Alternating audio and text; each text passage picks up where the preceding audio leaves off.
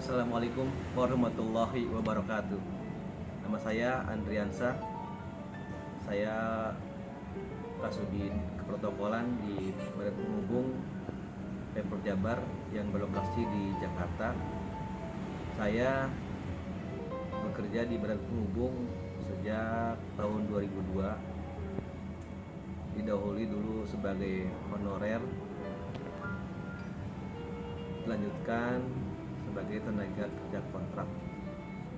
Alhamdulillah tahun 2005 ada pemberkasan dan 2010 diangkat jadi PNS. Tahun 2017 alhamdulillah saya diangkat menjadi Kasubdit Keprotokolan di Badan Penghubung. Saya lahir di Bogor tanggal 26 Oktober 1975. Agama Islam, pendidikan terakhir sarjana ekonomi Universitas Gunadarma Depok. Anak saya 3 orang. Anak yang pertama sekolah SMK kelas 2. Anak yang kedua SD kelas 4 dan anak yang terakhir baru berumur 2 tahun.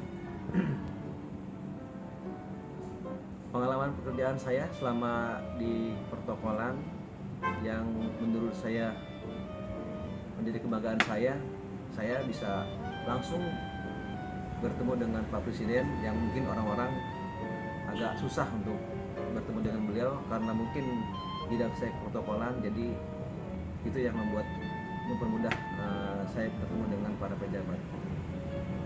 Dengan protokolan ini saya juga alhamdulillah bisa masuk ke istana atau ke kementerian atau acara-acara yang bersifat nasional dan internasional. Saya dengan mudah bisa memasuki acara tersebut karena memang itu tugas utama dari protokol. Sudin protokol itu dapat banyak teman, terutama teman-teman di kementerian, lembaga, dan non-kementerian, karena dalam hal ini tugas utama kita memfasilitasi pimpinan baik dari beliau datang maupun sampai beliau pulang, dan itu pun harus ditunjang dengan koordinasi dan komunikasi yang intensif bila acara akan dimulai.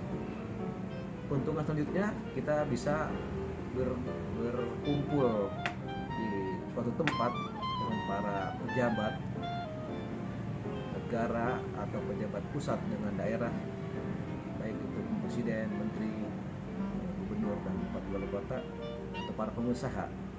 Itu keuntungan dan kebanggaan dari pekerjaan yang saya laksanakan.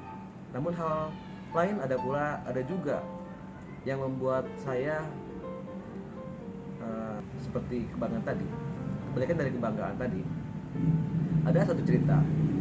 Saya memfasilitasi Pak Gubernur waktu itu di salah satu hotel di Jakarta. Beliau meminta untuk siapin hotel kamar. Namun pada saat beliau datang, saya salah membawa ke kamar beliau yang seharusnya di lantai 9, saya bawa ke lantai 6.